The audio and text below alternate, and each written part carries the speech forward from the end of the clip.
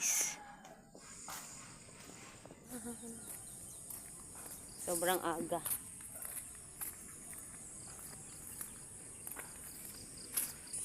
Yan. Nauwi na kami sa bahay. Galing kami sa birthday. Umagang umaga. Kasi nagmanyanita. So, nagmanyanita sa aking pinsan. So, uwi na. Naligo na. Ay, naku po.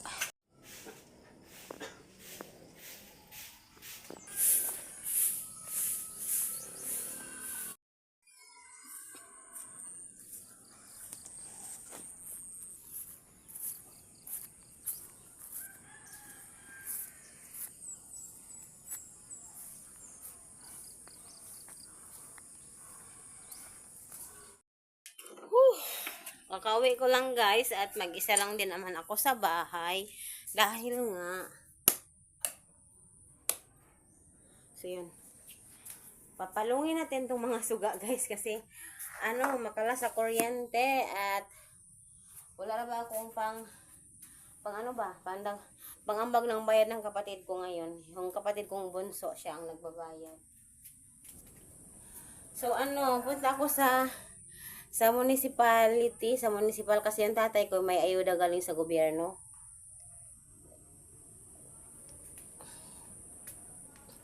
At puntahan ko kasi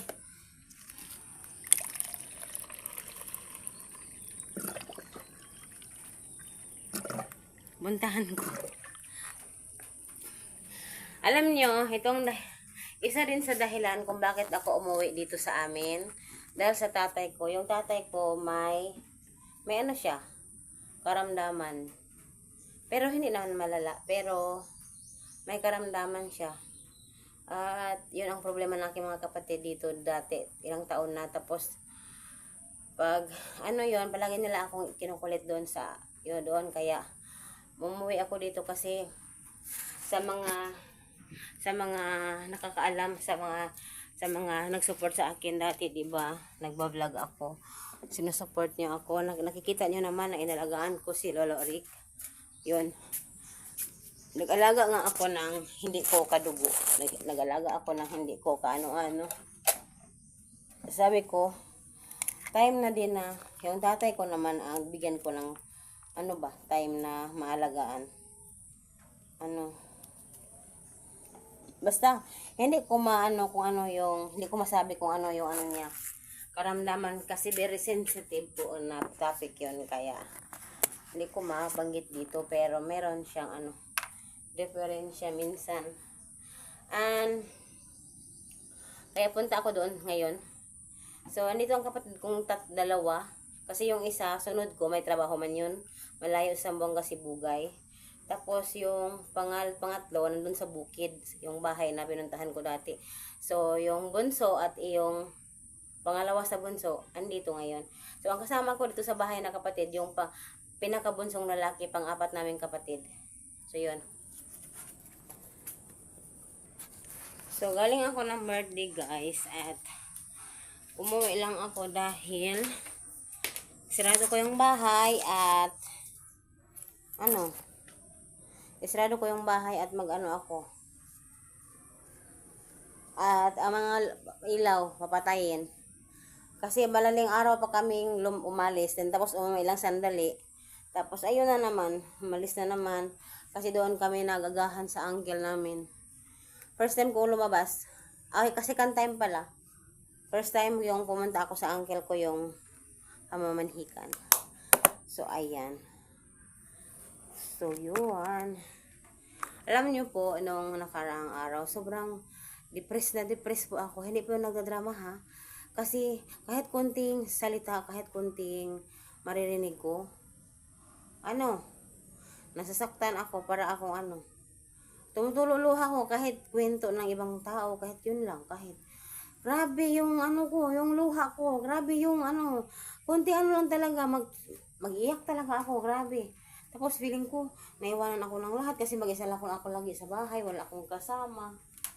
So yung ganon, na feeling. So yun, punta muna tayo doon. Maligo siguro ako kasi ang init eh. Ayan lang. So, wag na ako nang maligo eh. Naligo man ako kagabi. Yun guys. So, ayan. Sarado natin itong pinto. Pero hindi ko to ilalak guys kasi baka uuwi yung kapatid ko. Ayan. Ayan. Baka uuwi yung isang kong kapatid at punta dito. So, yun lang. Doon na tayo. Punta na tayo sa doon.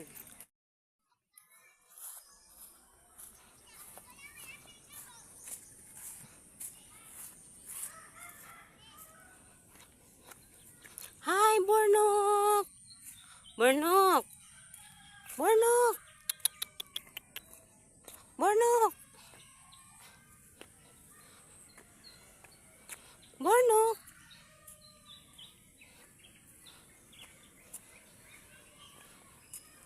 So, yun pala yung bahay namin, oh. So, yun ang bahay ng uncle ko. So, dumating na tayo sa gymnasium kung saan si Papang kumuha ng ayuda. So, ayan, nandun na siya. At ako ay lumabas ulit dahil sobrang daming tao, siksikan. Yan ang mga bigas na ibibigay nila. So, naghihintay lang ako sa tatay sa labas, guys. So, ayan. Marami pong ano dyan, mga karne, itlog, basta lahat. Puros ano lang talaga pagkain. Hello, guys. Ha? Asa man ron? Muna ayuda ni Papang. Ayan, oh. Tasty bread. Muna bugas, muhumay. Ito din, bigas, isang sako. Then, saan ni? Ito ay apple, 2 orange. Ito, sibulyon at bawang. Ito bulad. Itong bulad na ito, alam ko kung saan ito galing. Siguro sa Buanga ni ba? Basta nga nga bulad sa Buanga yun ni. So, may maliit na bihon, munggo, sayote, asin, at oil. Ayan. At apple. Yan ang ayuda. Palang karne. 1 kilo, nino? 1 kilo? 1 kilo ng baboy. Ayan ang ayuda. Ayan. May bigas pa yan. Insert na lang natin yung bigas. Yung mukha ko. Sobrang init doon sa ano. Sobrang init doon sa aking pinanggalingan. Sobrang init sa bayan. Grabe yung init doon. Ay, kapos naglalakad-lakad ako mag-isa para akong para akong loka na nawawala galing mental. Tinitingnan ako ng mga tao.